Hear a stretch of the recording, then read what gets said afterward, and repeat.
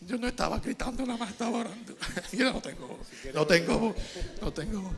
Gracias, Señor, por tu palabra. Gracias por Manolo, Señor. Gracias porque tu palabra ha sido revelada, Señor. Ha llegado a nuestros corazones, Señor. Y tú estás trayendo más y más revelación a nuestras vidas, Señor. Unja a Manolo, Señor. Ayúdalo, Señor. Y que hoy salgamos edificados, Señor, y fortalecidos en ti, Padre. Gracias, Señor. Gracias en el nombre de Jesús. Amén. Bueno, estamos con temas sobre el tema de la liberación. Y la Iglesia más y más tiene que entender que, bueno, el adversario, el diablo, sabe que Satanás significa el adversario de Dios, el oponente, no solamente a Dios, a su reino, a su palabra, a la obra de Dios en medio de la humanidad, es decir, el oponente a la Iglesia. Y en este sentido voy a traer un tema que repasa la historia de la Iglesia, en principio, los primeros siglos, y cómo eso tiene una trascendencia posteriormente.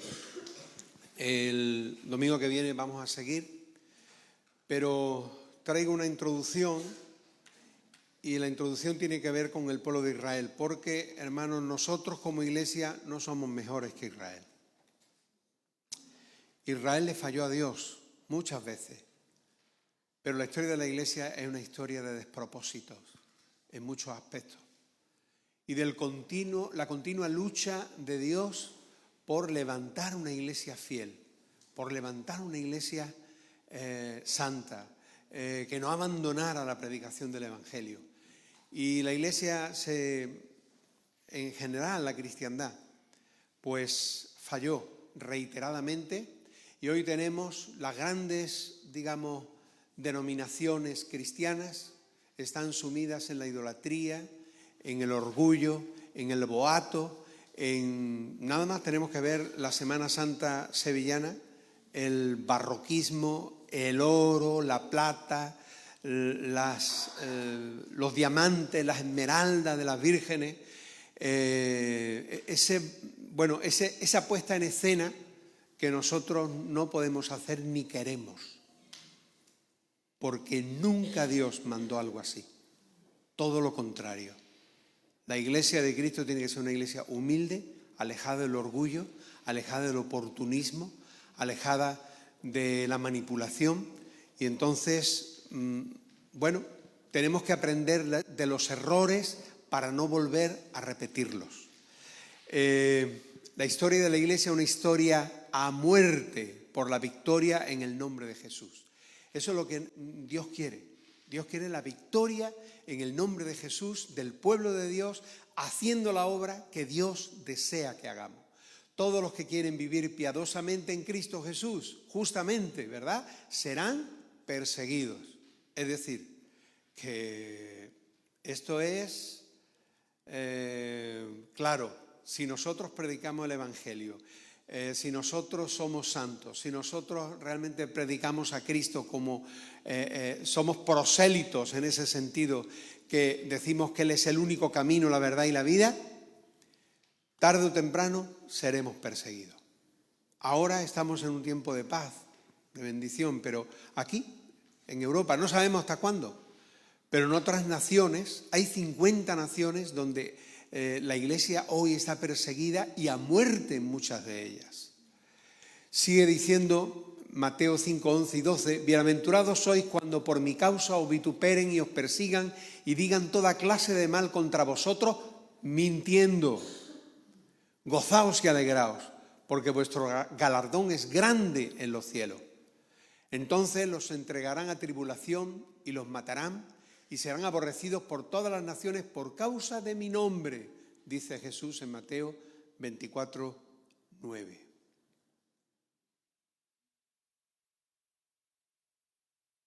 Perdón, a ver, esto sí. ¿Puedes, por favor, desde ahí? Estamos teniendo problemas con el mando. Hay que comprar otro mando, porque esto es que, y más que estamos en directo.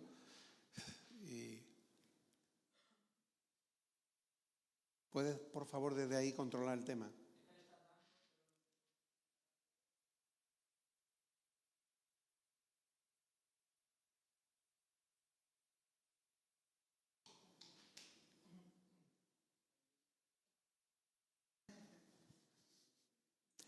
Bueno, este es el directísimo.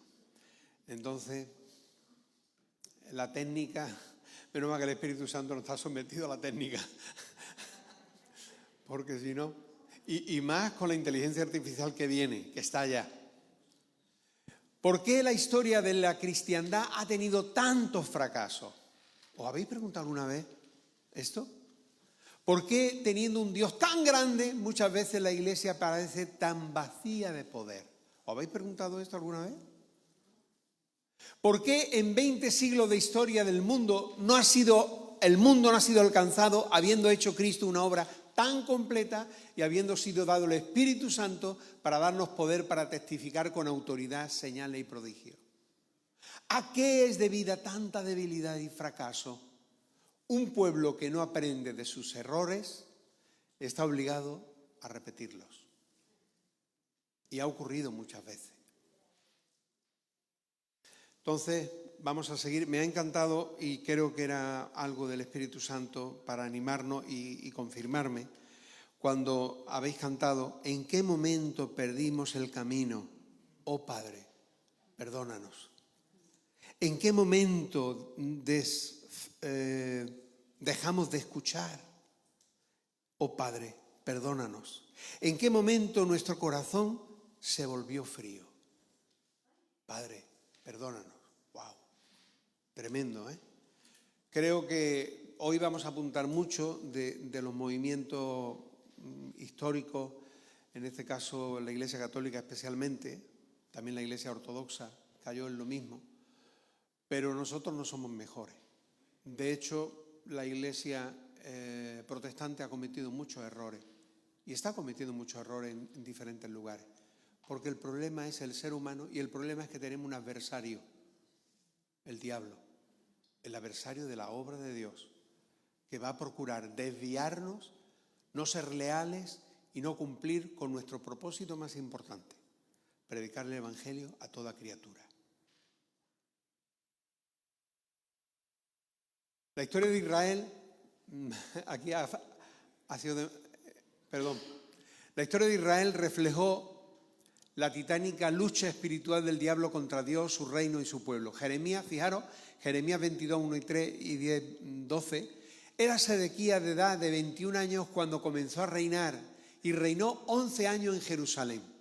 Y atentos, e hizo lo malo ante los ojos de Jehová, conforme a todo lo que hizo Joacim, el anterior rey. Y a causa de la ira de Jehová contra Jerusalén,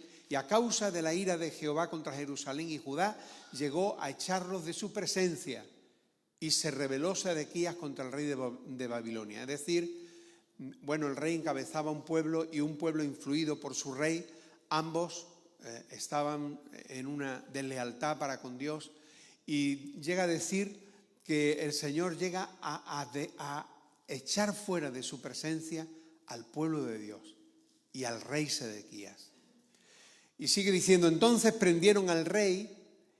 En este sentido, Sedequías se levantó contra el rey de Babilonia en su error, puesto que no estaba en la presencia de Dios y no estaba recibiendo palabra, entendimiento de Dios.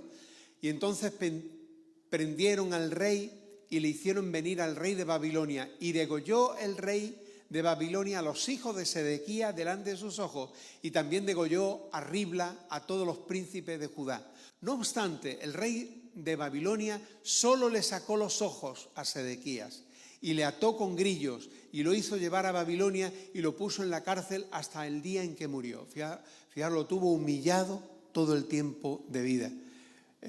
Y eso era realmente como una humillación para el pueblo de Dios, para la obra de Dios, en su pueblo. Y seguimos leyendo. Y en el mes quinto, a los 10 días del mes, vino a Jerusalén Nabuzaradán, capitán de la guardia, y que solía estar delante del rey de Babilonia.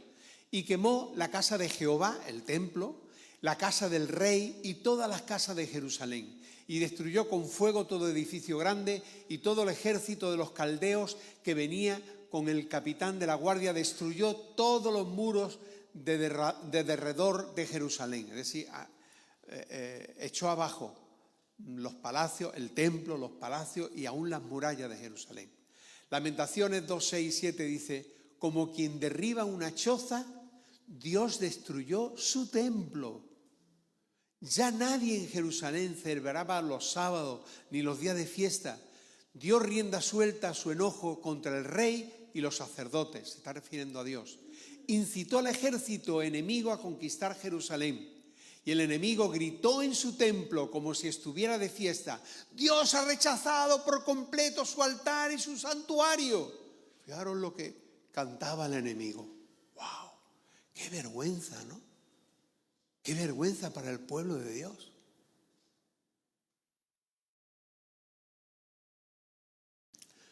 ¿Cómo Dios permitió algo así? ¿No era esto algo contra su misma obra y el propósito de su pueblo? Y aquí quiero enseñarme a mí y a nosotros una cosa. A Dios siempre le importa más el amor a sí mismo que cualquier otra cosa. Es decir, el amor a su santidad, a su integridad, a su justicia. Le importa más que cualquier otra cosa, incluso el pueblo de Dios. A Dios le importa mucho más su integridad. Si no fuera así, no nos disciplinaría. No buscaría la santidad, la justicia y la equidad suya en nosotros. Ante el orgullo y desobediencia humana, siempre Dios tiene que recurrir a la humillación de la carne, para que haya un cambio verdadero y duradero. Lo que le ha pasado a la Iglesia es que muchas veces levantándose contra Dios, haciendo cosas contra Dios, entró en una locura y no pudo ser tratada sino con la disciplina, para humillarla, para que aprendamos de nuestros errores y para que pueda haber realmente un cambio duradero y verdadero en nuestra vida. La historia de la cristiandad no ha sido mucho mejor que la de la historia de Israel, como decía. Satanás, el adversario de Dios, siempre ha intentado estorbar, arruinar la obra de Dios en medio de los hombres. Pedro intentó convencer a Cristo para que no fuera a la cruz, ¿recordáis? Y le dijo: Satanás, apártate de mí, ¿verdad? Miras las cosas conforme a los hombres y no conforme a Dios. Los discípulos lucharon entre ellos para conseguir el mejor lugar de poder en el futuro reino de Cristo. Varias veces. Incluso la madre de Juan y de Jacobo se presentó ante Jesús para que, exigiéndole que sus hijos en su reino estuvieran a la derecha y a la izquierda. Y cuando se enteraron los demás, fue con sus hijos, delante de Jesús. Y cuando se enteraron los demás discípulos, se enfadaron. ¿Por qué? Porque ellos lo deseaban también. Los apóstoles advirtieron de la lucha espiritual que sufriría la Iglesia. Mirad qué interesante. En Mileto convocó el apóstol Pablo a los ancianos de Éfeso. Y en Hechos 20, 27, 31 dice: porque no he rehuido anunciaros todo el consejo de Dios. Está hablando de su testimonio de fidelidad, ¿verdad? A la gran comisión, ellos testigos. Por tanto, mirad por vosotros y por todo el rebaño en que el Espíritu Santo os ha puesto por obispo, para apacentar la iglesia del Señor, y la cual Él ganó por su propia sangre. Interesante. Primer énfasis. Mirad primero por vosotros, espiritualmente. Luego, por el pueblo de Dios. A veces podemos cometer el error de mirar por el pueblo de Dios, pero no estamos mirando suficientemente por nosotros, delante de Dios. Ponemos el carro delante de los bueyes y entonces hay fracaso. Porque yo sé que después de mi partida hacia Jerusalén, entrarán en medio de vosotros lobos rapaces que no perdonarán al rebaño, y de vosotros mismos se levantarán hombres que hablen cosas perversas para arrastrar tras sí a los discípulos. Por tanto, velad, acordaos que por 3 años de noche y de día no he cesado de amonestar con lágrimas a cada uno. ¡Wow! Apóstol Pablo, qué interesante. Proféticamente advierte que va a pasar esto. Y le advierte que cuando llegue puedan luchar espiritualmente contra eso, no sucumbir a ese problema. La Iglesia en los primeros siglos, fue un pueblo avivado, obediente a la Gran Comisión, a pesar del menosprecio y la persecución casi constante, porque era una minoría odiada por los romanos. Era un sistema nuevo, espiritual, que era una provocación y se oponía al sistema religioso, político, a la adoración politeísta de los dioses del panteón romano, pero también a la adoración al rey, en este caso al emperador. La persecución, hubo muchas persecuciones importantes, tiempos de paz, aunque seguía siendo odiado el cristianismo, pero la peor de ellas fue la de Diocleciano, en este caso sobre el 305, y que ejerció un énfasis en el exterminio de los cristianos y el exterminio de la escritura. Los soldados romanos iban por todas partes donde los cristianos se reunían y buscaban los textos sagrados para quemarlos. Fue algo tremendo. Creo que me equivoqué. Sí, está bien. La etapa de crueles persecuciones terminó con la victoria de Constantino en la batalla contra Magencio en el puente Milvio sobre el río Tíber en el 313. ¿Qué pasó aquí? Bueno, Constantino, juntamente con Magencio, eran dos Augustos, no Césares todavía, del Imperio Occidental. Había otros dos Augustos en el Imperio Oriental, en la parte del Imperio Oriental, que gobernaban las provincias, tanto de Occidente unos como la de Oriente otros. En este caso, Magencio se levantó contra Constantino y ambos estaban disputándose el ser la autoridad suprema, el César de Roma. Y bueno, en este caso hubo esa lucha, pero Constantino, preparándose para la lucha contra Magencio, tuvo una visión en el cielo donde vio una cruz y unas palabras que le decían: con este signo, con esta señal, vencerás. Entonces hizo poner en todos los escudos de su ejército la cruz. Y posteriormente, en la batalla del puente Milvio sobre el Tíber, el río de Roma, fue vencido Magencio a manos de Constantino. Constantino, esto fue en el año 313 después de Cristo. Constantino quedó estupefacto. Bueno, él había escuchado mucho a su madre Helena, que era cristiana, de que tenía que venir a Cristo. Muy seguramente Helena oraba por Constantino I. Constantino I se convirtió al cristianismo, aunque su cristianismo fue un tanto no muy claro. De hecho, no se bautizó hasta el final de sus días. Pero sí que empezó a favorecer a los cristianos. Y en este caso, en el edicto de Milán del 323 después de Cristo, proclamó el cristianismo como religión oficial del imperio. ¡Wow! Tremendo, la religión oficial. Y no el paganismo romano, ¿verdad? Los dioses del Parnaso, en este caso, el politeísmo romano, que había heredado de Grecia, del Olimpo de Grecia, los dioses griegos, con otros nombres. Los resultados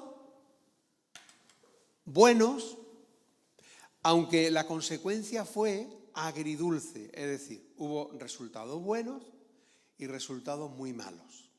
Y vamos a ver en principio los resultados buenos. El cese de las persecuciones contra los cristianos de una vez para siempre. Esto fue bueno. Pero también, ¿qué dice el Señor? Que si nosotros vamos a realmente ser discípulos comprometidos, tarde o temprano sufriremos persecución. La cruz de instrumento de muerte se convirtió en un signo de vida, de bendición. Por eso la Iglesia, los movimientos cristianos, la Iglesia histórica, católica, pues nos hace la señal de la cruz, ¿verdad? Porque es una señal de bendición. Tranquilo que no pasa nada, ¿eh? Estoy haciendo una demostración.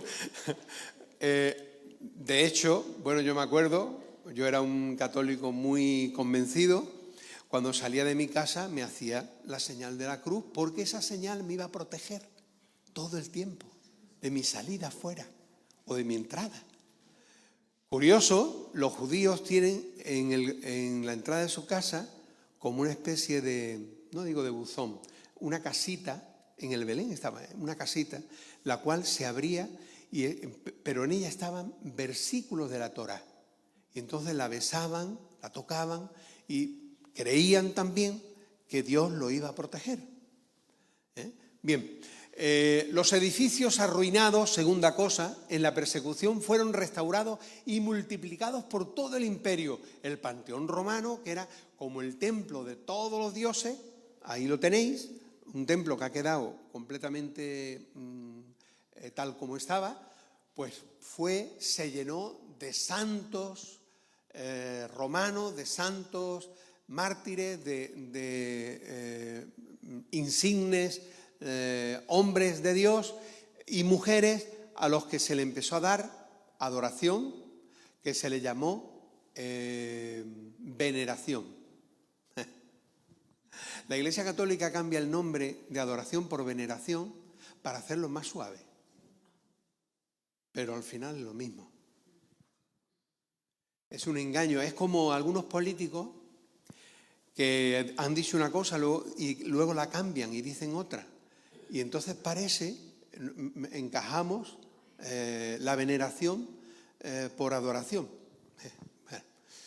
Se concedieron privilegios y donaciones en un intento de restitución. Pero, ¿qué pasa? Que cuando hay dinero, cuando hay poder material, hay un peligro enorme. Yo recuerdo, esto ha pasado en la Iglesia protestante. Yo recuerdo cuando, hace años, juntamente con Ricardo, mi esposa, fuimos a Los Ángeles, ¿verdad? Y a un tema evangelístico, no fuimos de turismo, fuimos a un congreso. Y en ese congreso estuvimos viendo una iglesia que era la iglesia con el templo de cristal mayor del mundo. La limpieza de los cristales, era una iglesia completamente de cristal, costaba $1 millón al año. Cuando terminaba, con un coro tremendo, por dentro era algo fastuoso, enorme. Cuando terminaba el culto, 12 chorros de agua fuente salían, era sorprendente, ¿verdad? Y los jardines con estatuas sobre, en este caso, manifestando pasajes de los evangelios, con una fastuosidad, una belleza enorme. Cuando vino la crisis, porque era una de las iglesias que yo creo que estaban funcionando con mucha gente rica, con un énfasis sobre que el Señor nos quiere prosperar y hacer ricos, nos quiere prosperar, pero eso de hacernos ricos no lo creo, salvo que haya unos planes muy definidos de Dios. ¿Qué pasó? Que hubo una crisis, la crisis después del 2008, y muchos de estos hermanos os arruinaron, total, que la iglesia fue comprada al final por la Iglesia Católica, ¿cómo no? Hoy día la Iglesia de Cristal es un templo católico. Cuidado nosotros estamos aquí ahora en Sevilla y en España, que la Iglesia a veces está siendo, vista con ojos más positivos, la Iglesia evangélica, y entonces se nos abren oportunidades, se abren oportunidades de provisión, de apoyo, pero tenemos que tener mucho cuidado, porque los políticos, a no ser que sean convertidos de verdad a Cristo, van buscando hacer matrimonio con la religión. para convertirla en la prostituta de Apocalipsis 17, que se acostó con todos los reyes de la tierra. El primer día de la semana, el domingo, después del Sabbat, fue proclamado día de descanso y adoración. Bueno, muy bien, gloria a Dios. Es verdad que en la iglesia primitiva judía siguió siendo el sábado, pero luego, como hubo mucha más extensión de iglesias gentiles, pues se pasó al domingo, porque en el domingo resucitó Cristo y bueno, vino el Espíritu Santo, etc. La crucifixión fue abolida. La cruz pasó de ser instrumento de muerte a un instrumento de bendición, como dije. El infanticidio fue erradicado, muy interesante, porque había unas costumbres apoyadas por leyes, pero unas costumbres en el cual en el Imperio Romano, cuando nació un niño, tenía que ser aceptado por los padres. Si no era aceptado por los padres, podía ser estrangulado, degollado o podía ser echado a los perros. Hubo incluso gente que cuando estos niños eran abandonados, porque a veces eran abandonados hasta que se morían de hambre, dependía de lo que quisieran hacer con ellos. Hubo gente que cogía a estos niños para levantarlos, ayudarlos, darles de comer, pero luego para venderlos como esclavos. O sea, la mezquindad, la maldad humana. Hoy día el aborto es un infanticidio.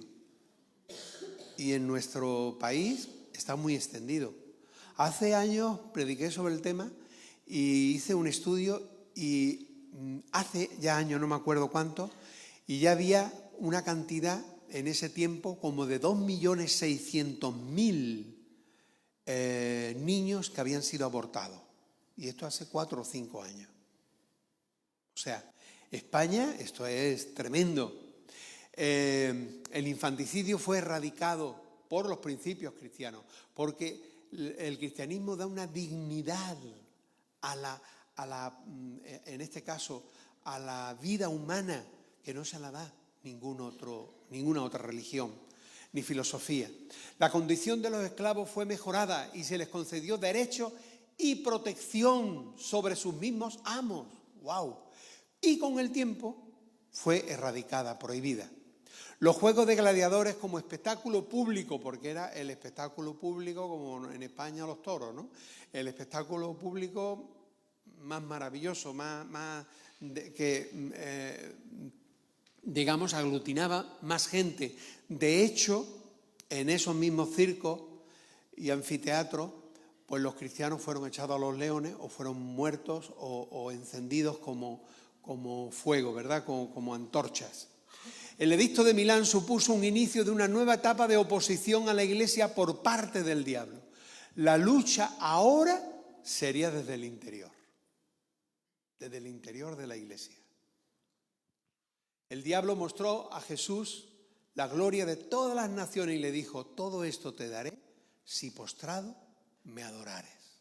¡Wow!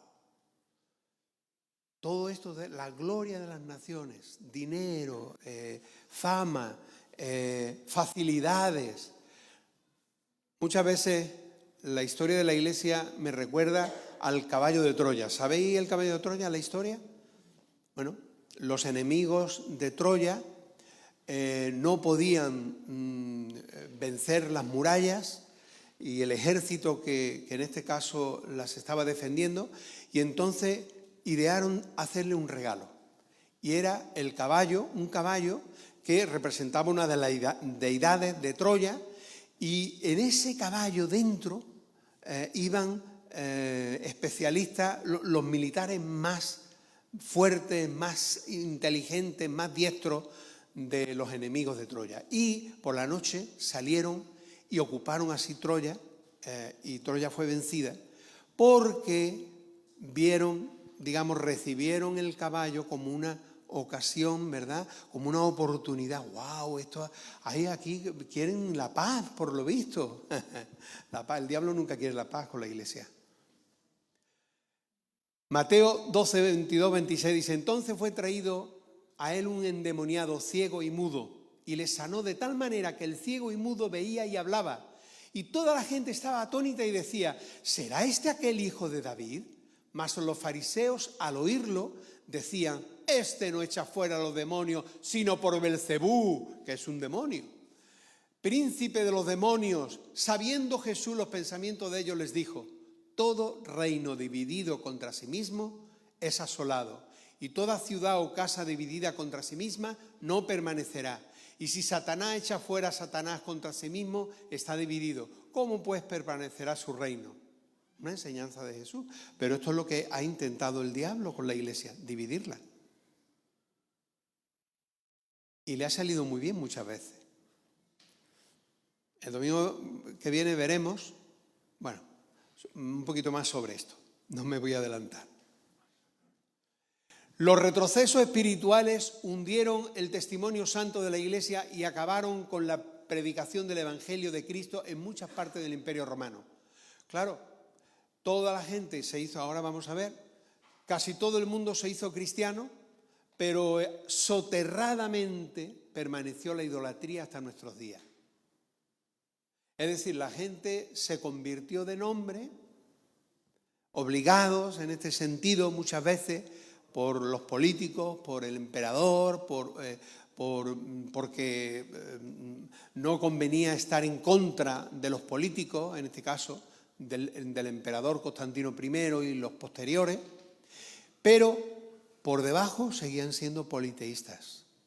Y hemos llegado hasta aquí, con la Virgen del Rocío, el cachorro de Triana. ¿Qué diferencia? Cambiaron el nombre de los dioses por los nombres relevantes del cristianismo. Las fiestas paganas fueron santificadas el solsticio de verano, día de San Juan, ofrendas de fuego. El solsticio de invierno, las Saturnales, donde, por cierto, se daba culto a Saturno, pero la gente se hacía regalos, hacía comidas festivas muy importantes, la gente cambiaba sus atuendos, sus togas de todos los días por vestidos brillantes de fiesta, parece Navidad. Había el recuerdo de personajes que habían traído la paz, la justicia y la paz al imperio, como Augusto, vamos, como Papá Noel o los Reyes Magos. ¡Wow! ¡Qué cosa! ¡Qué interesante! Las imágenes de los santos entraron en las iglesias. Ya hemos visto el Panteón Romano. La Virgen María empezó a ser adorada, venerada, ocupando el lugar de Venus, Diana, Cibeles.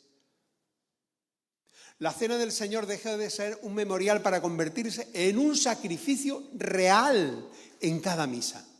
Esto la gente lo ignora, pero en las misas se hace el sacrificio de nuevo de Cristo.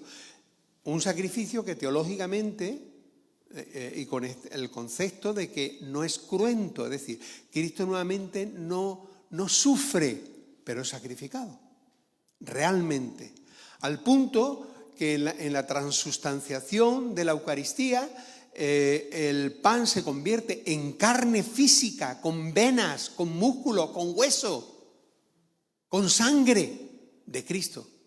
Bueno, el vino en sangre real. Jesús dijo eso. Bueno, lo apoyan que cuando en algunos pasajes de Juan, pero que Cristo hablaba metafóricamente, igual que dijo que Él era un camino y no es un camino de tierra. Cuando habló de que comieran su carne, estaba hablando de que tuviéramos fe en Él. Era una forma metafórica que, por cierto, los escritos orientales de los apóstoles, y no digamos del apóstol Juan, lo emplean mucho, ¿verdad?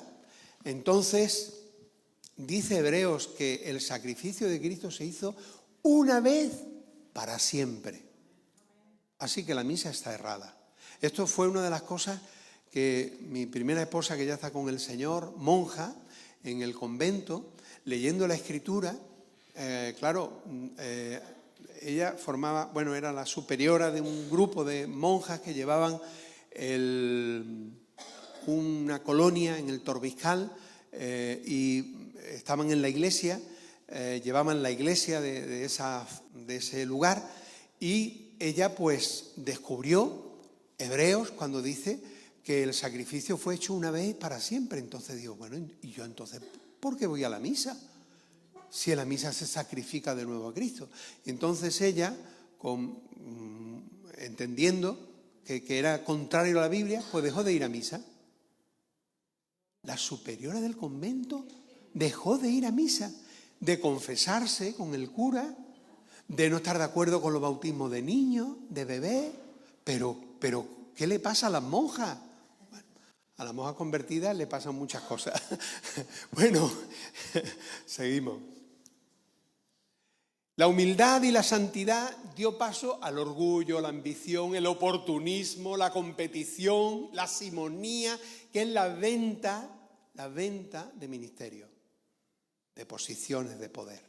Eso es la simonía, por Simón el mago, que quiso comprar el Espíritu Santo. La simonía entre la iglesia y los ministerios que las presidían. La competición entre los obispos de Jerusalén, Antioquía, Alejandría, Constantinopla, Toledo y Roma estaba servida. ¡Wow! Una competición enorme.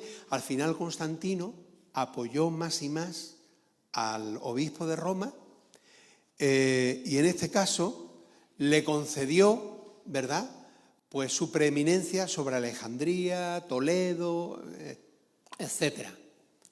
Constantinopla, aunque luego Constantinopla se independizó cuando el reino se dividió realmente y el emperador ya romano del Imperio Bizantino pues apoyó al patriarca de Constantinopla como sujeto, digamos, igual o más que el Papa de Roma. Entonces ahí vino después la división entre Iglesia católica y la Iglesia ortodoxa. Mirad, tenemos los títulos del Papa. Papa o Padre de los creyentes. Jesús dijo, no llaméis a nadie Padre, espiritualmente hablando. Interesante. Roca fundamento de la Iglesia de Cristo. Dice Pablo que solamente hay un fundamento, que es Jesucristo. Vicario de Cristo, es decir, Cristo en la tierra. Si hay un Cristo en la tierra, es el Papa. Pontífice máximo, es decir, pontífice es creador de puente. Puente entre Dios y los hombres. ¡Wow! Emperador supremo con la tríplice corona, como rey de la orbe del mundo, rey de los emperadores y reyes y rey de la iglesia. Toma ya. La luna no. No, es que es tremendo. Mirad, hasta Pablo VI, los papas estuvieron poniéndose esta corona en actos diferentes. Claro, luego, como los papas son unos tremendos políticos, luego, en el mundo contemporáneo, ¿cómo te presentas tú con 3 coronas? No sé si me entendéis. En un tiempo donde las monarquías están cayendo. Entonces, como la Iglesia Católica es camaleónica, cambió de táctica. Y aunque eso está ahí en la historia y es real, se puede ver en muchos aspectos decorativos del templo, ya el Papa no se pone esa corona. Pero en el corazón está. En el corazón del sistema católico está. Tremendo. Los frescos del siglo XIII en la Basílica de Quanto Coronati, Roma. Aquí vemos cómo Constantino I, esto en el siglo XIII, Constantino I, que es del siglo IV, le hace una donación a Silvestre I. Silvestre I, teóricamente, estuvo con una enfermedad muy grave, se curó y atribuyó la curación a Silvestre I, al Papa. Y entonces hizo una donación Constantino I a Silvestre I. La donación de muchos territorios en todo el Imperio Romano. Solamente que esta donación, que se llama la donación de Constantino, es mentira, es una falsedad. Por muchos siglos la Iglesia Católica estuvo presumiendo de ello, pero es un tema que fue, según el tema del escrito ¿vale?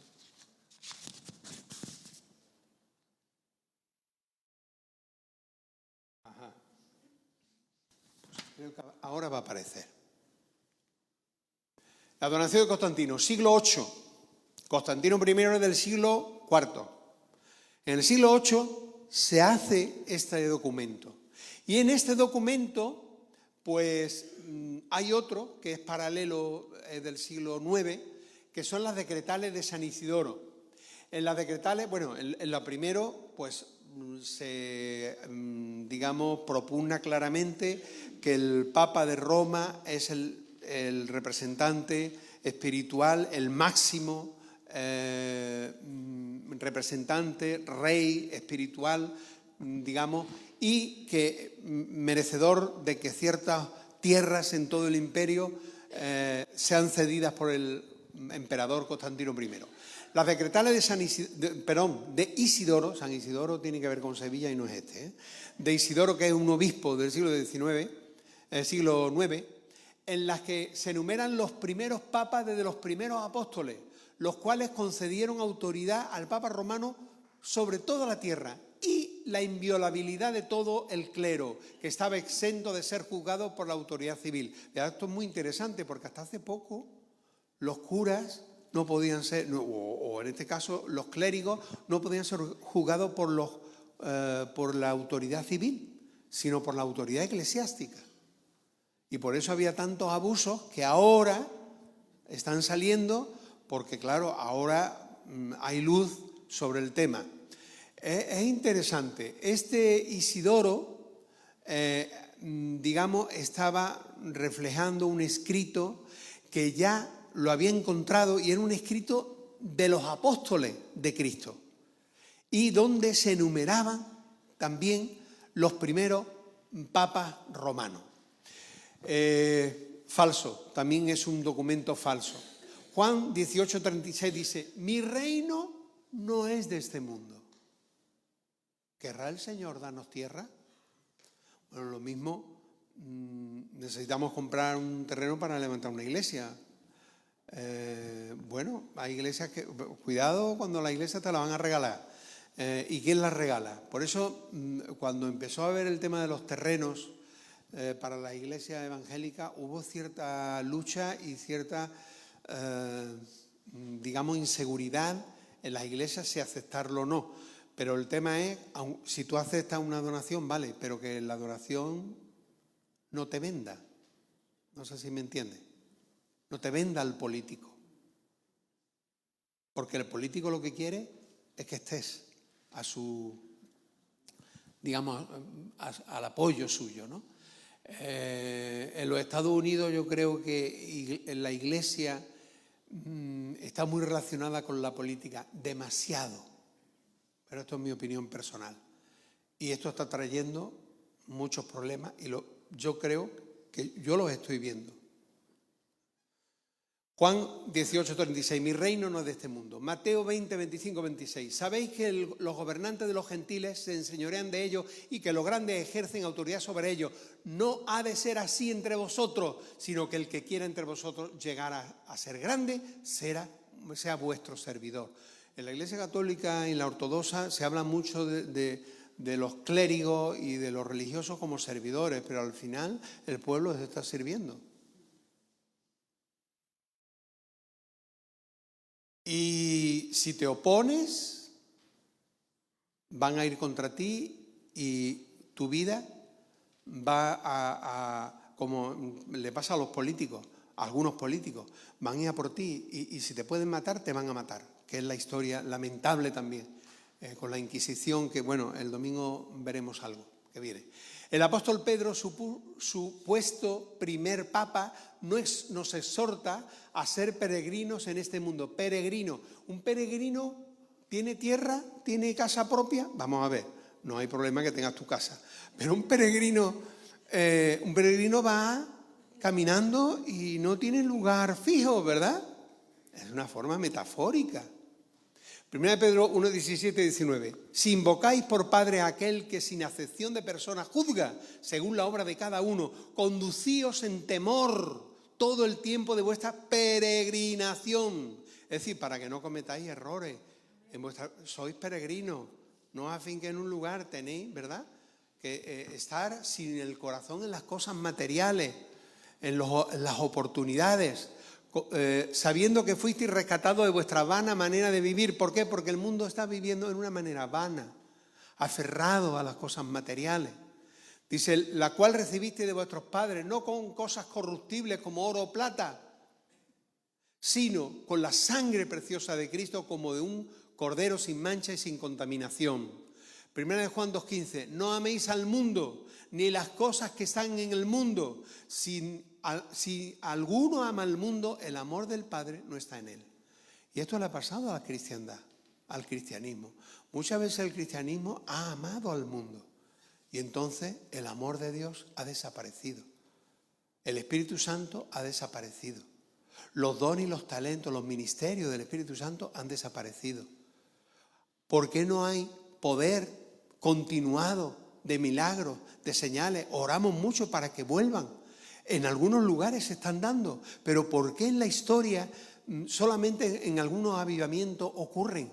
Porque realmente el Espíritu Santo estaba alejado de la iglesia nominal, de lo que se llama la iglesia, y estaba impuesta como un sistema aferrado a lo material y a lo político.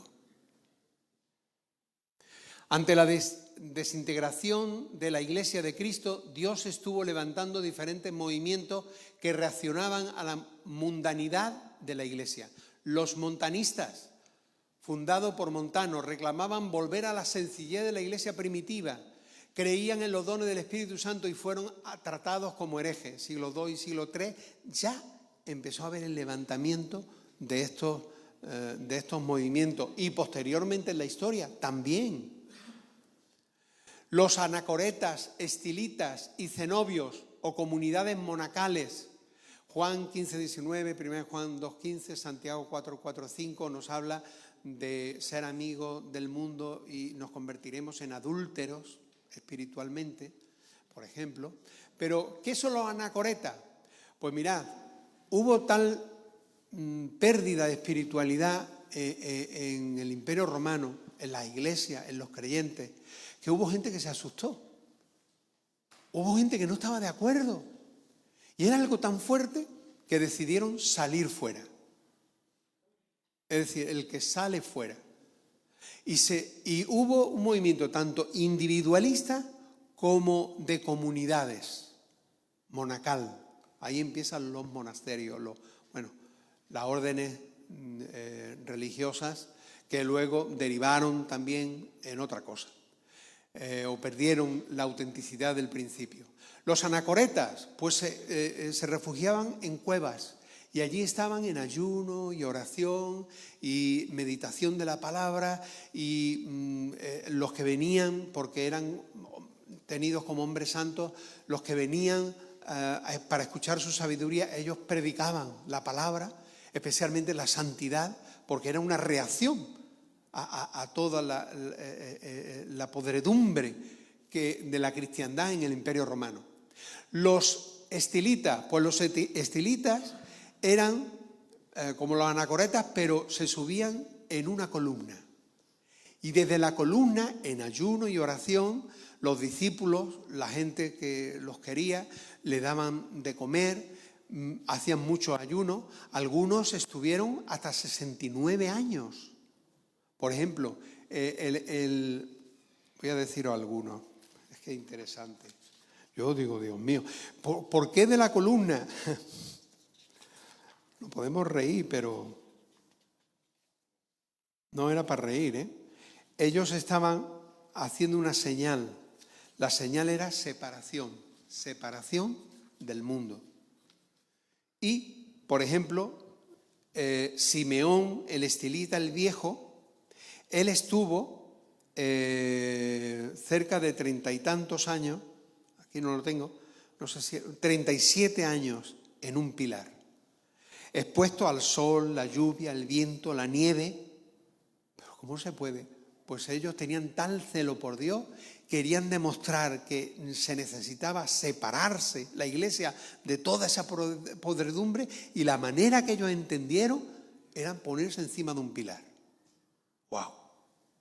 Simeón, el joven, hay uno que le siguió luego, estuvo 69 años de sus 70 y tantos años, de sus 75.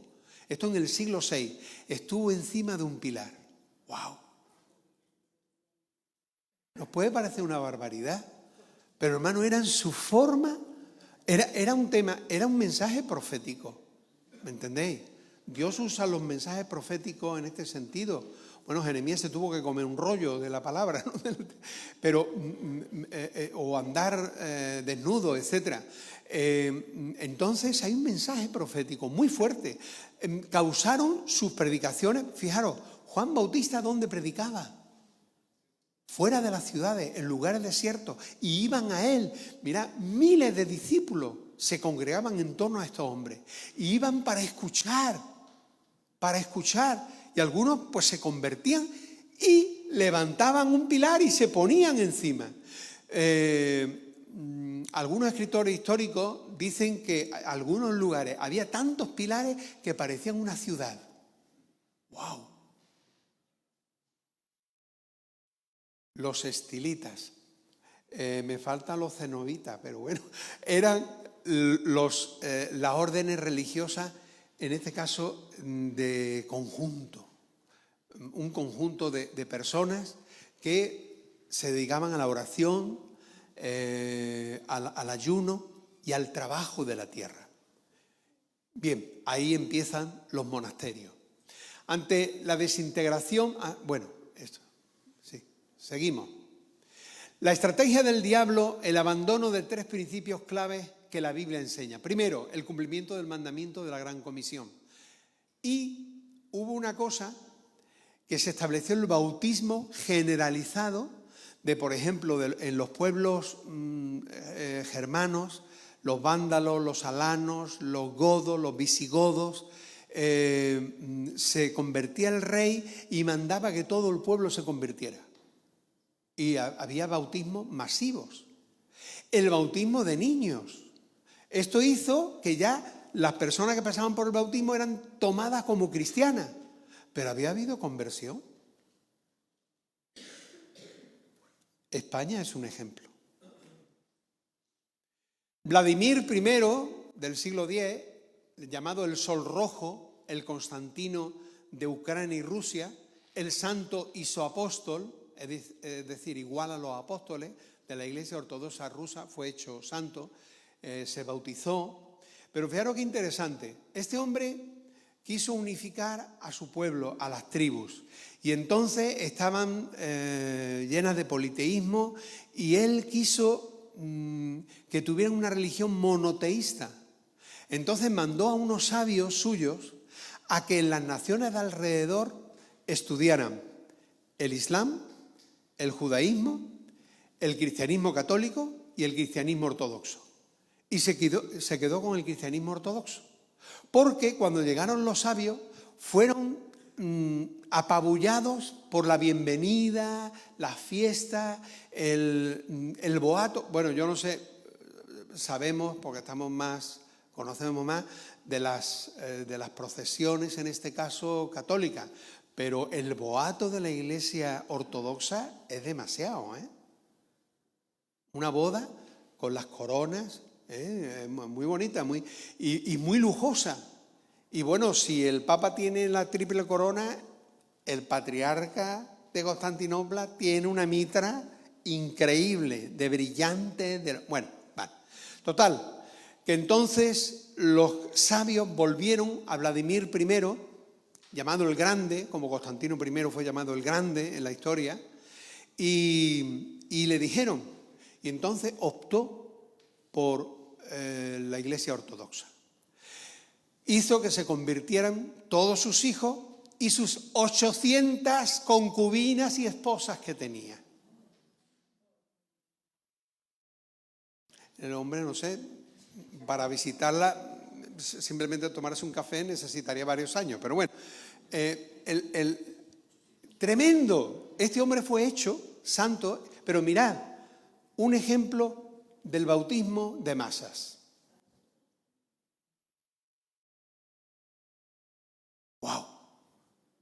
El bautismo en tiempo de Vladimir I, de su pueblo, del pueblo de Ucrania y Rusia, porque entonces se llamaba Rus de Kiev, ese reino. Rus de Kiev.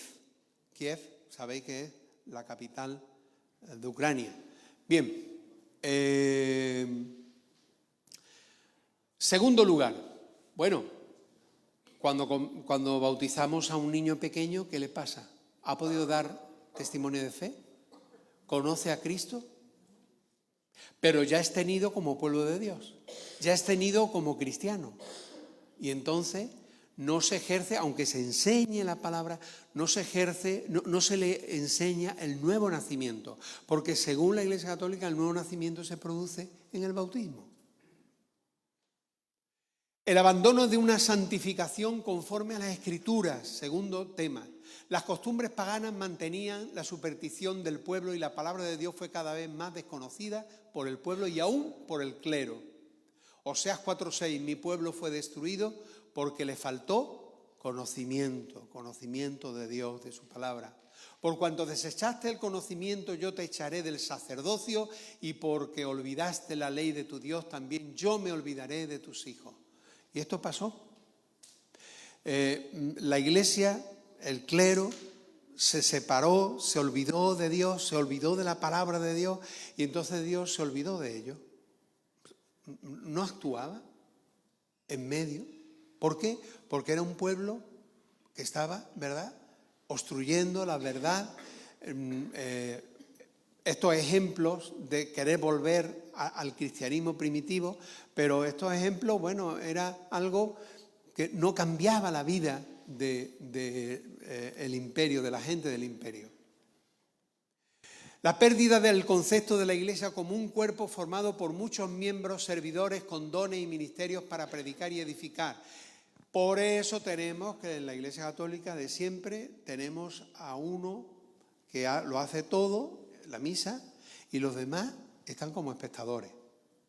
Eso se quiso cambiar, por eso se cambió la misa en latín en castellano, para que la gente pudiera seguir un diálogo, en este caso, pero la gente, salvo amén, tal, y Dios bendiga, bueno, ad deum letificam juventutem meam. Empezaba la misa al principio en la misa, en el latín.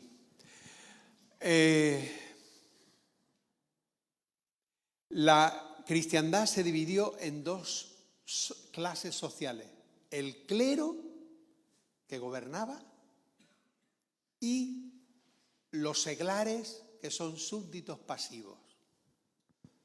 Pero, hermano, eso ha pasado también, o pasa en la iglesia evangélica, porque tenemos el catolicismo bien metido en nosotros. Mirad un momentito algunos versículos.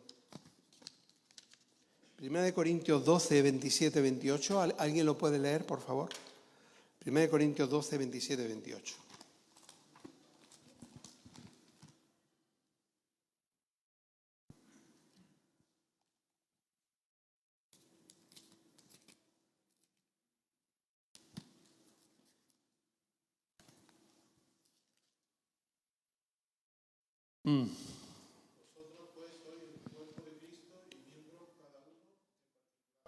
Vosotros sois, pues, y a unos puso Dios en la iglesia.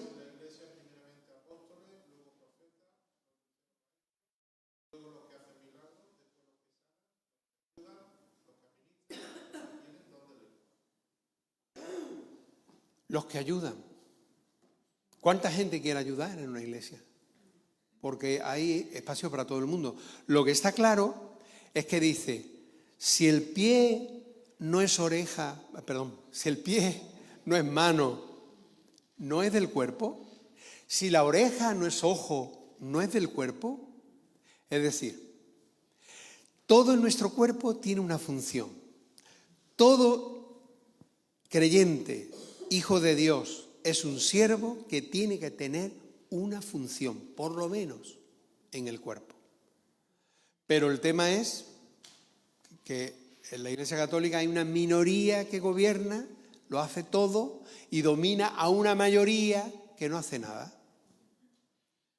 Y eso, venimos a la Iglesia del Señor y se vuelve casi a repetir. Cuidado. Apocalipsis 1:6 dice: nos hizo reyes y sacerdotes para Dios, su Padre. A Él sea gloria e imperio por el siglo de los siglos. Amén. Lo de reyes no es reyes conforme al mundo, sino gobernadores de lo espiritual, administradores de lo espiritual, administradores e intercesores que estamos haciendo la obra de Dios. Nosotros, la iglesia, sí que estamos entre Dios y el mundo, claro, porque Dios necesita una iglesia que traiga lo de Dios al mundo. Amén. Oseas 4:6, por cuanto desechaste el conocimiento, yo te desecharé del sacerdocio, y porque olvidaste la ley de tu Dios, también yo me olvidaré de tus hijos. Un pueblo que no aprende de sus derrotas está obligado a repetirlas. El Señor nos libre, nos dé discernimiento, nos dé valor para llegar a ser la iglesia que Dios tiene en su corazón. El ejemplo de los movimientos muchas veces cristianos no ha sido bueno. Empezaron bien y luego terminaron mal. ¿Vale? Vamos a seguir el próximo domingo hablando sobre esto. Pero me gustaría que el grupo de alabanza pudiera venir para cantar de nuevo ¿En qué momento pedimos el camino? ¿Puede venir, por favor? ¿En qué momento perdimos el camino? Porque, hermano, todos seremos tentados con eso. Con un momento o unos momentos donde perdimos la lealtad, perdimos el entendimiento de que Cristo dio su vida por nosotros y ahora nosotros perdemos nuestra vida para que sea de Cristo. Antes de que los hermanos... Bueno, después de cantar vamos a orar. Interesante, muy interesante. Y esto, hermano, bueno, tengo mucha más información, evidentemente, he tenido que hacer un resumen. El domingo que viene veremos algunas de las herejías perseguidas por la Iglesia Católica, por ejemplo, que eran un deseo de volver a la Iglesia primitiva, sistemáticamente. Y nosotros, hermanos, hoy no somos perseguidos porque políticamente no es correcto en Occidente. Si estuviéramos en otro lugar, a lo mejor algunos de los que estamos aquí no estábamos. O porque la persecución nos había cortado, o porque el miedo nos haría no reunirnos. La iglesia perseguida es un ejemplo tremendo. No sabemos hasta cuándo seguiremos con esta libertad. Pero digo una cosa, en la historia de la iglesia, es verdad, hay una iglesia trágica, una iglesia desviada por el adversario, pero es una iglesia fiel, por eso el Evangelio llegó a nosotros. Porque Dios lo ha estado cuidando en gente fiel.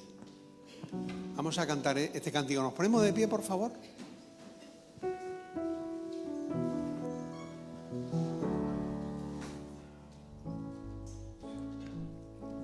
¿En qué momento es que perdimos el camino?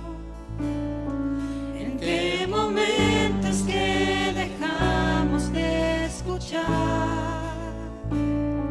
¿En qué momento el corazón se volvió frío?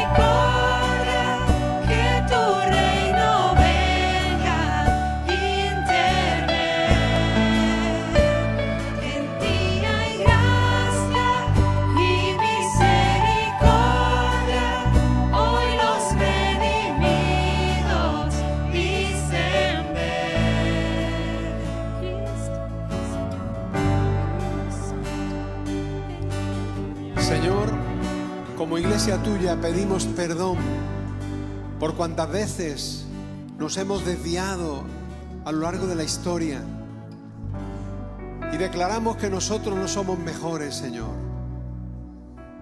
Guárdanos, que la advertencia de los apóstoles, Pablo, Pedro, Judas, Juan, las advertencias de tu palabra nos guarden, nos ayuden a guardarnos de las tretas del enemigo. Sabemos que el diablo, especialmente en tiempo de paz, hace que las divisiones, los enfrentamientos, el pecado surja dentro de la iglesia, y es la peor persecución. Ayúdanos, Señor. Sabemos que los últimos tiempos van a ser muy peligrosos. Líbranos, Señor. Danos tu discernimiento, Espíritu Santo, y el deseo de volver al primer amor, a una pasión por Cristo y por la palabra, a una pasión por ser guiados, ministrados, movidos, llenos, inspirados, ungidos por tu Espíritu Santo. Perdona a tu iglesia, Señor, hoy en todo el mundo, allí donde hay desviación, nosotros mismos, en nuestros medios. Perdónanos todo lo que no está recto, lo que no es justo, lo que es un oportunismo que puede llevarnos a la infidelidad. Danos discernimiento de los caballos de Troya. Como un profeta a principios de los años 2000, en un retiro de Getsemaní, nos advirtió de tener cuidado con los caballos de Troya. El hermano Carlos. Señor, ayúdanos, Padre. Ayúdanos. Y ayúdanos a no repetir esta triste historia, a aprender, Señor, de lo que está escrito en tu palabra, pero también escrito en la historia. Señor, no queremos perder el principio de ser santificados conforme a tu palabra. No queremos perder, Señor, la gran comisión. Señor, se nos llama evangélicos porque llevamos el evangelio, pero que sea verdad. Ayúdanos, Señor. Ayúdanos. Sé tú en nosotros realmente, no nosotros llamados como si tú vinieras con nosotros y vamos por nuestra cuenta. Perdónanos, Señor, nuestras infidelidades. Perdona nuestros personalismos, nuestro orgullo espiritual. Perdona, Señor, cuando creemos que somos la nata del pastel y estamos en orgullo y estamos muy alejados de la integridad, la justicia y la santidad tuya. Te damos gracias por amarte a ti mismo más que a cualquier otra cosa. Esto es una garantía, Señor, para nosotros. Ayúdanos. Rectifica lo que no está bien y correcto en tu pueblo. En el nombre de Jesús. Amén y amén.